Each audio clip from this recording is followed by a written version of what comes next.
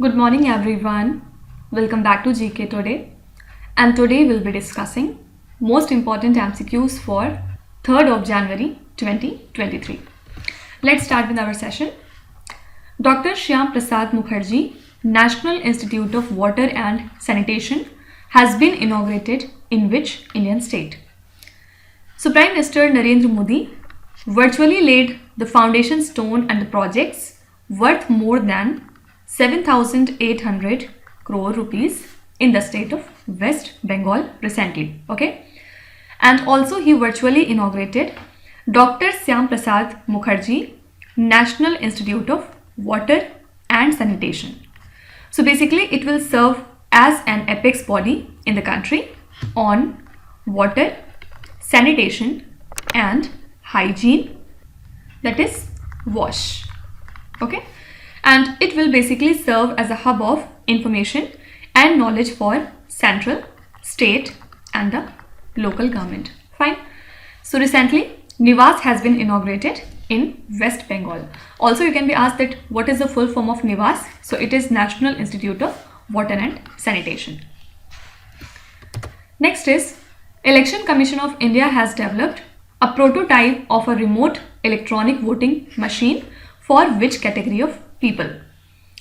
So ECI has developed a prototype of a remote electronic voting machine for the domestic migrant workers.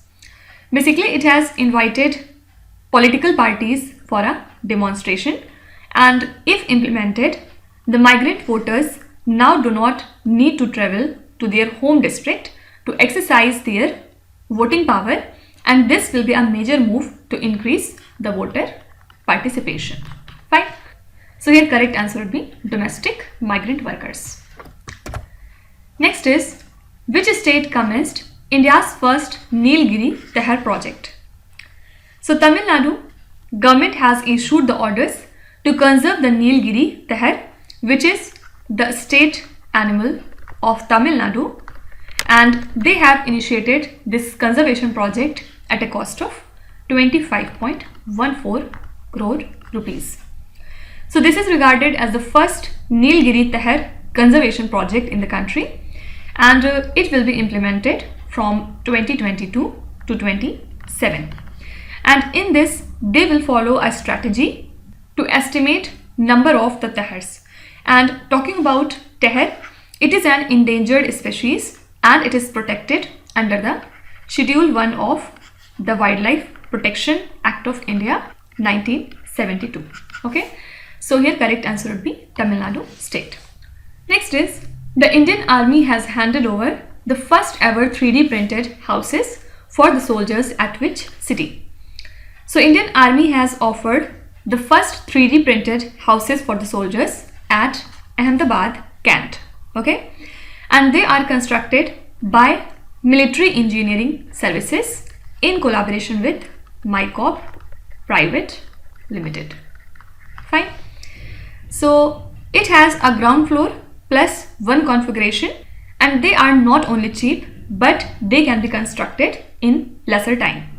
So construction work of this dwelling unit with garage space and the first floor was completed just in 12 weeks. Fine. So correct answer would be Ahmedabad. Now apart from it, recently Indian Air Force has successfully test fired the extended range version of BrahMos air launched missile. Fine. And it was test fired against a ship target from a frontline Su-30 MKI aircraft. And talking about the BrahMos missiles, they are designed, developed and produced by BrahMos Aerospace, which is a joint venture company that has been set up by India and Russia. Right? You can be asked that which Indian armed force successfully test fired the extended range version of BrahMos air launched missile? So answer would be Indian Air Force. Next is Financial Stability Report is a flagship publication of which institution? So Reserve Bank of India releases the Financial Stability Report twice a year in every June and in the month of December. So as per the recent report, the gross non-performing asset ratio of scheduled commercial banks fell to a 7-year low of 5.0%. Fine. And the net non-performing asset have dropped to 10-year low of 1.3% in the month of September 2022.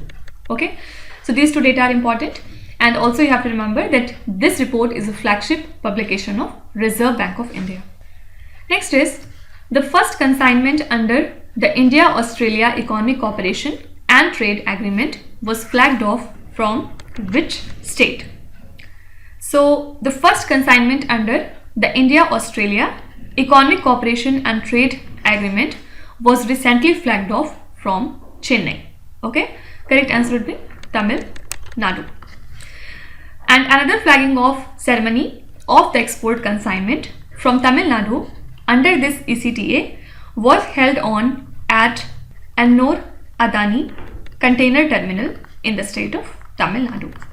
So this pact will actually boost overall bilateral trade from both the countries, and it will benefit various labor intensive sectors of India because the import duty from existing 5% has now become 0, right? So correct answer would be Tamil Nadu, Chennai. So talking about Chennai, recently a gender toolkit that is based on enabling gender responsive urban mobility and the public spaces was launched in a session that is conducted by the World Bank and the Chennai Urban Metropolitan Transport Authority, right? So here relevant thing is that World Bank has launched its flagship gender toolkit from Chennai. That's why it is important. Okay. Next is, as per the report by Save the Children, which country is amongst the most hungry countries in the world? So according to a report by Save the Children, the number of people who are facing hunger in the country, Afghanistan, has increased from 2.25 million people in 2019 to now 6.6 billion in 2022. Okay, and currently Afghanistan is suffering from a severe hunger crisis, and it is now counted amongst the top 8 countries that have been worst hit by hunger. And these 8 countries include Afghanistan, Central African Republic, DRC, Haiti, then Somalia, after that South Sudan, then Sudan and Yemen.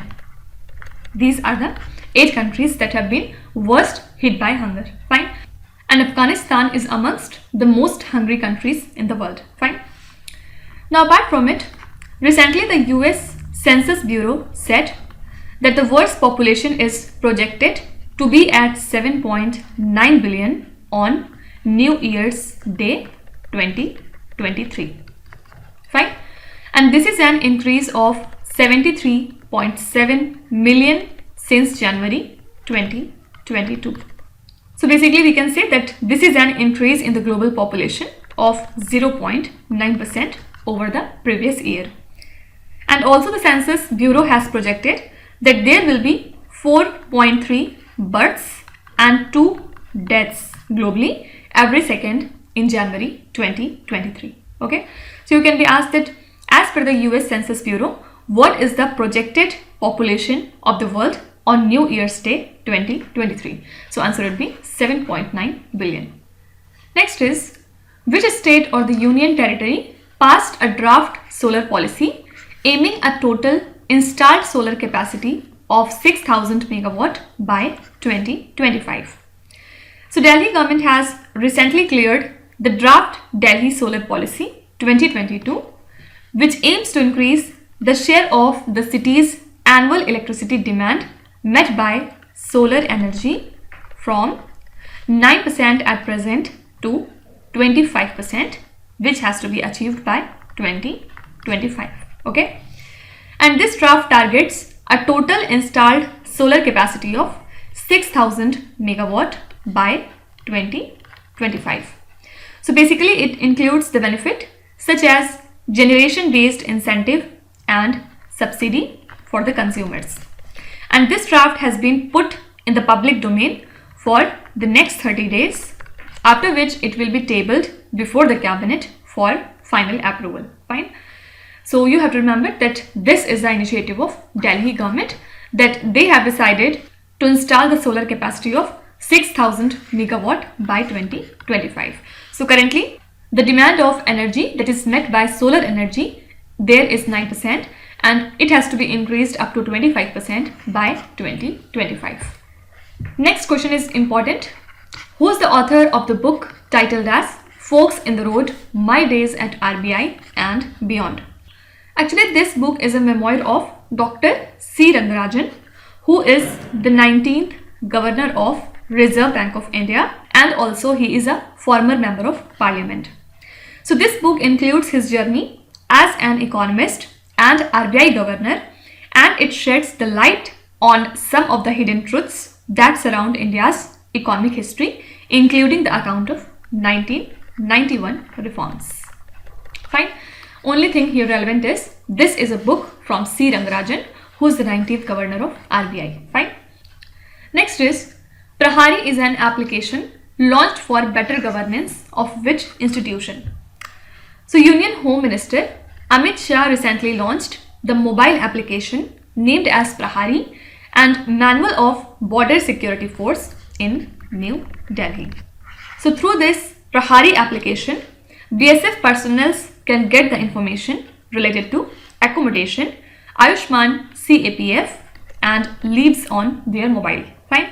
So this is an application that has been launched for the better governance of BSF basically. Also today at the end of the lecture, in the revision section, we'll be doing a category named as applications. There we'll revise important applications that have been in news. Okay. Next is which Indian institution's degree won the silver prize in the best online program category in Wharton-QS Reimagine Education Awards.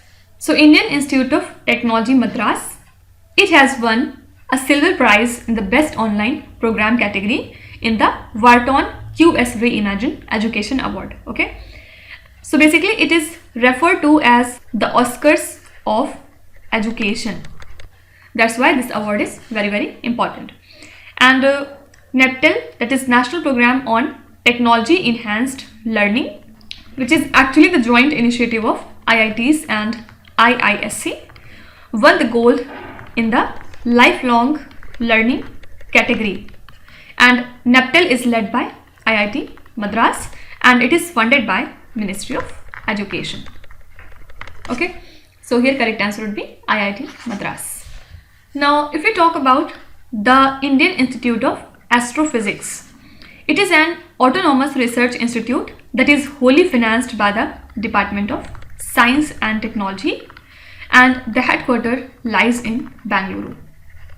Why it was in news? Because recently the astronomers and the scientists at the Indian Institute of Astrophysics, along with their international collaborators, have recently found that hot stars and white dwarfs emitted less UV radiation than expected. Okay, so since IIA was in news, so you can be asked about its headquarters. Headquarters lies in Bangalore.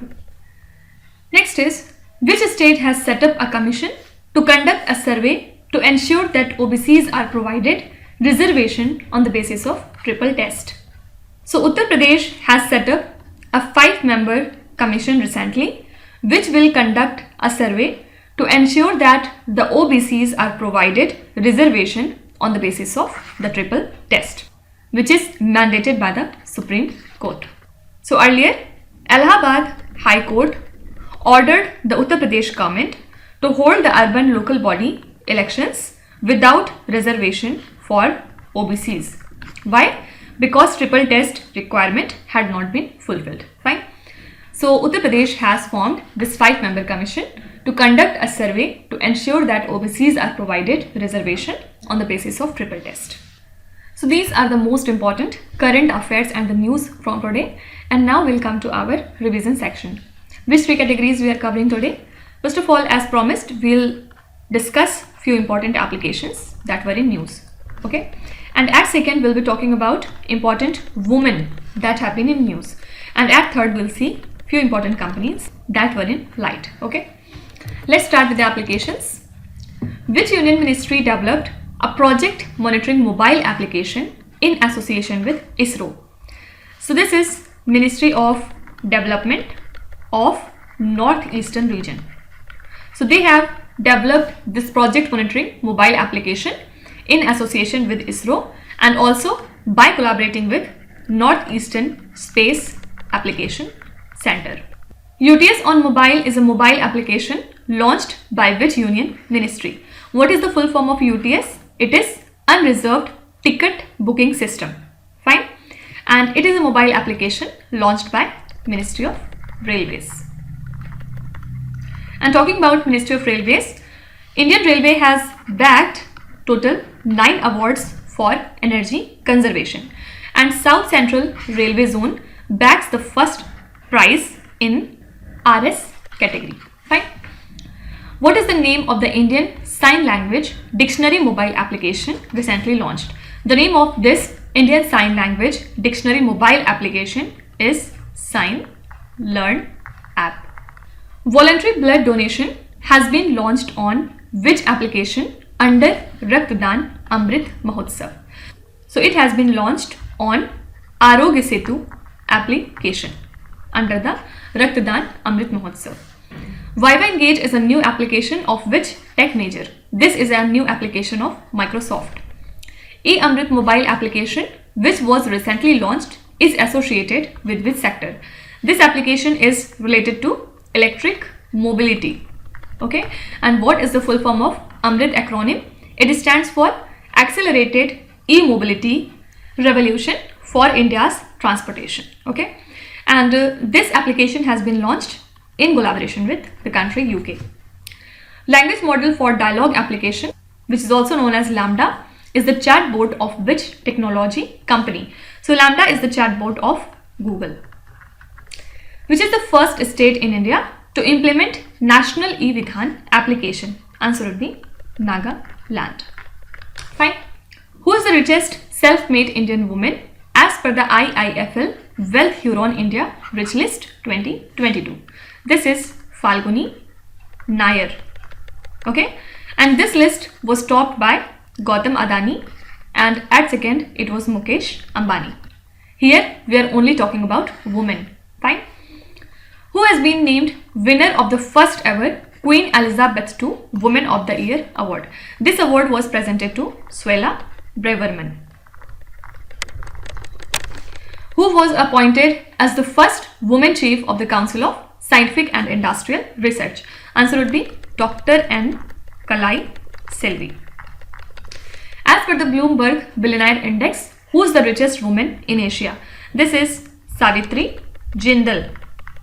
Okay, and Savitri Jindal has replaced Yang Huiyan to become the richest woman in Asia, and Yang is from the country China. Currently, Savitri Jindal is the 10th richest person in India.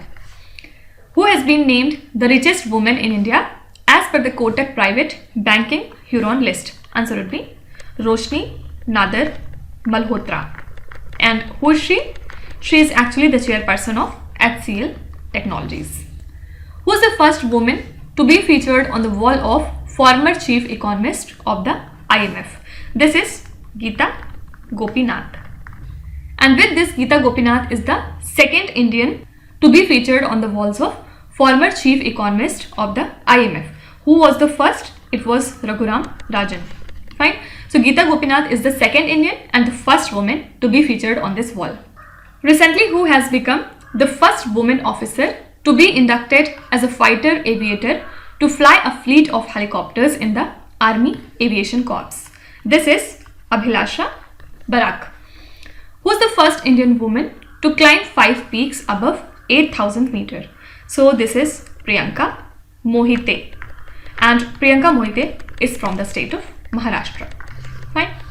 So these are the few women that we have to remember, and they are very, very important from your exams perspective. Now at last we'll be talking about important companies that were in news. Which company has recently backed 255 megawatt hybrid project in the state of Karnataka? This is Tata Power. Which company along with the World Economic Forum launched Aquapreneur Global Freshwater Innovation Challenge? So answer would be HCL. Which multinational company has approached National Company Law Appellate Tribunal against Competition Commission of India order on unfair business practices? Answer would be Google. International Finance Corporation has extended a $400 million loan to which company in India? So IFC would provide this much amount of loan to HDFC in India. Which company signed agreement to acquire Metro Cash and Carry? So this is Reliance Retail Ventures. Which pharma company has been approved by US FDA to market generic blood pressure tablet? So answer would be Zydus. Which company has introduced India's first large-sized monocrystalline silicon ingot? So this is Adani Solar. So these are some of the important companies that we have to remember. Now let's start with today's quiz. Here on the slide you can see 5 questions which have been taken from the past 2-3 days current affairs. Pause the video and try to solve each of these questions, and at the end of the lecture do not forget to share your scores in the comment section. So please be honest and do not cheat with yourself. So that's it for today. I hope you have liked the session. These were the important news and events from today, and we will meet again tomorrow with some more important current affairs. Till then, stay tuned. Thank you so much for watching, and please do not forget to subscribe to GK Today. With this, me Sana signing off.